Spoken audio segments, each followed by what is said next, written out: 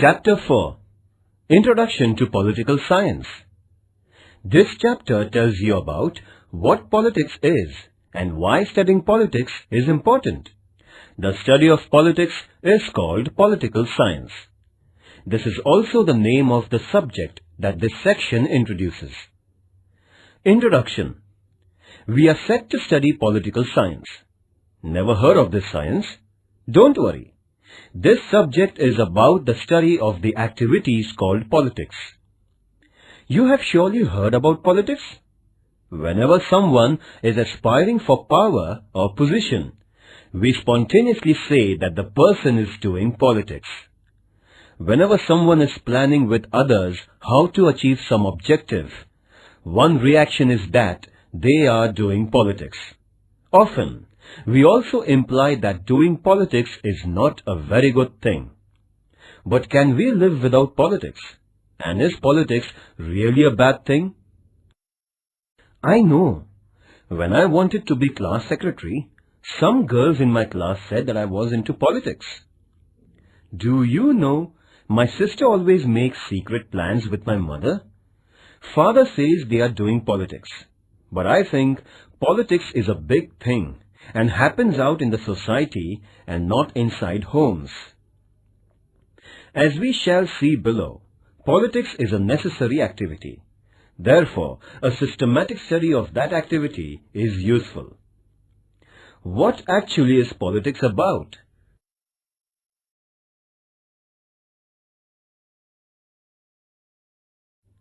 Politics and political science. Do you think that as members of society, we all should know about the way politics happens around us? This subject called political science will help you understand this. What is science? You have heard about science. Science means systematic study.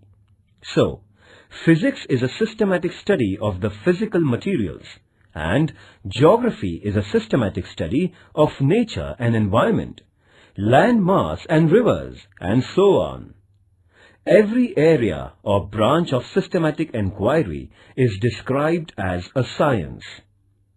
If we need to study matter and environment and trees and even human body, should we not need to study the society we live in?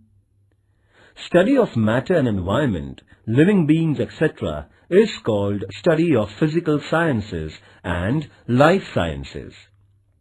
Similarly, study of society is called social sciences. Political science is one such social science.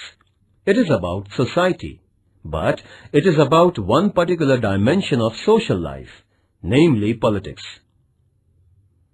What is so odd about it? In my group, every girl has a different opinion about every film. Yet we are friends and we keep telling each other why a particular film is good or bad. Human beings always live in society. No humans ever like to live alone. When many human beings live together, they do not live as a herd or as a crowd. They live together with a purpose to make their lives better. This purpose sets them apart from other animals that may live in herds. Human beings live in a society. Collective well-being is the purpose of any society. Once a society comes into being, questions emerge about what is in the interest of all members, as we saw in the example of the small town above. Questions also arise about who should decide what everyone's interest is. And questions arise about who should run affairs common to the group. In other words, politics begin. What is science? What is social science? Activity. Consider this question for a moment. Can there be a society without politics? Discuss this with your friends. Write down your arguments that come up in the discussion. A. What do we study in political science? Realizing that politics is a part of society, thinkers in ancient societies devoted time and energy to study politics and society systematically. Of course, our society today is so much different from ancient societies. But ideals and ideas about good society propounded by ancient thinkers have always remained attractive. Study of politics always focuses on this question about what ideals are more fruitful for the entire society. Another challenge before every society is to run its affairs smoothly. This requires a government and some basic rules about how to manage our collective affairs. Political science has given attention to this question of forming government and running it. Countries in the world engage in relations with each other. These relations lead sometimes to wars, but often to trade and give and take. Studying political science includes the study of world politics too. Above all, power is central to all politics. So, the study of political science is related to the question about why people want power and what they do for getting power. In other words, power and competition are at the heart of the study of politics. Which are the subject matters of political science?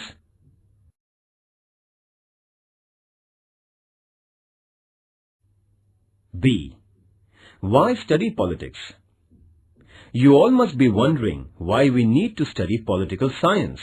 As we saw above, politics is about ideals. Politics is also about governments. It is about deciding who will use power. Political science tells us how to understand ideals.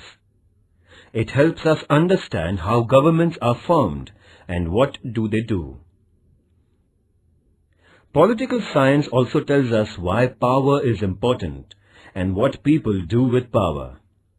With the help of political science, we can examine and criticize the behavior of rulers, leaders, and government officers. Study of politics will tell you how rules are made for managing social affairs. It will tell you how governments get their powers. We shall study how elections take place and why elections are important. Study of politics will also help you in becoming vigilant and active citizens.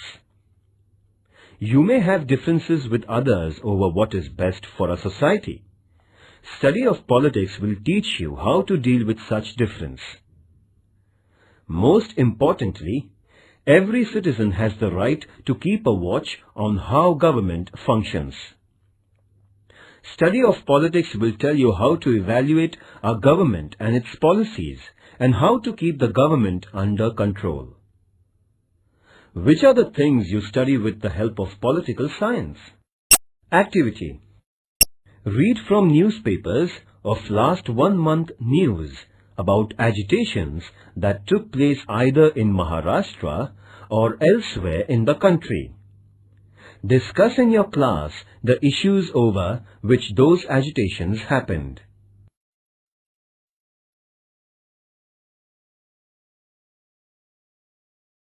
Let us look at some examples of politics.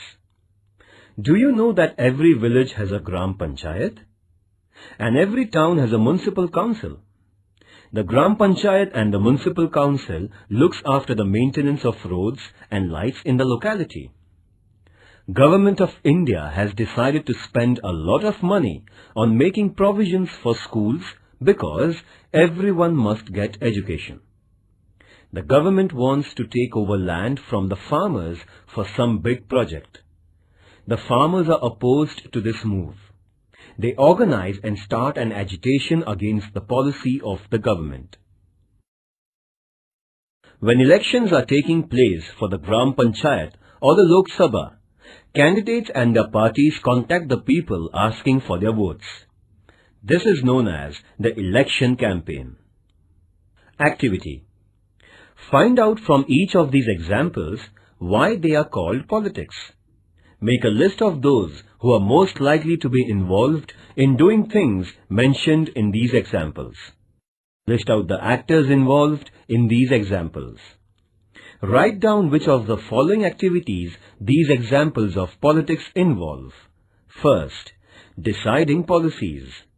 Second, running routine government. Third, competing for power. Fourth, expressing differences over a decision of the government. Fifth, setting up a goal or ideal. Activity. Do you know the names of any political parties? Which of these parties actually exist in your village or city? What do these parties do?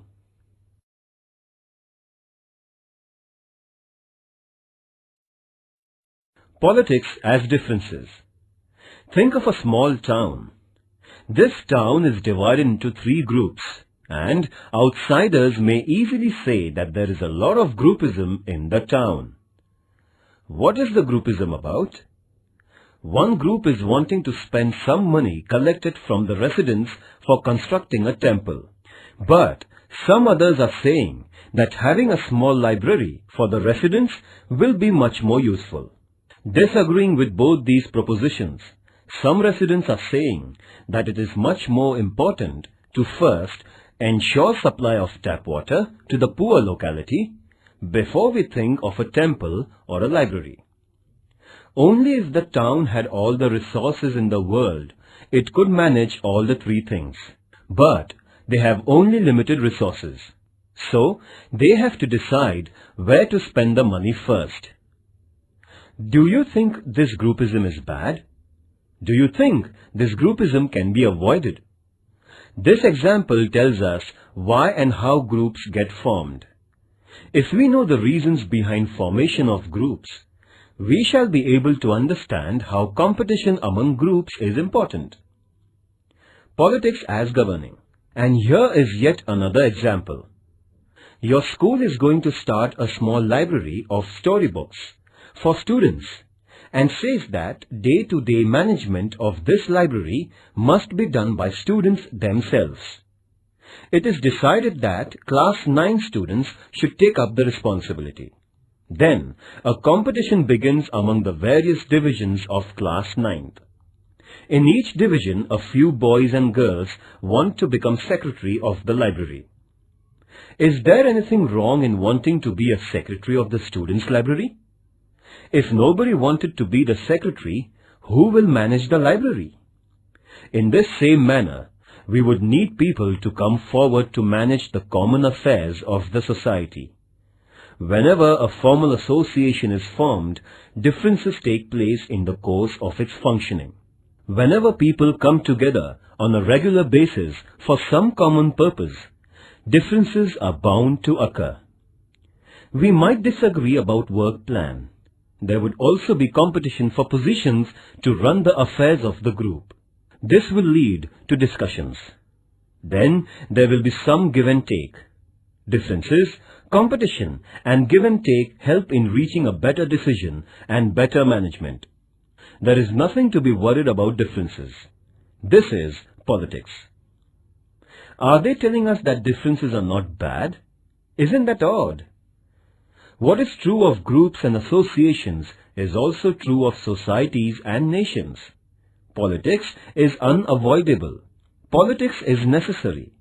Politics helps in conducting competition and managing differences.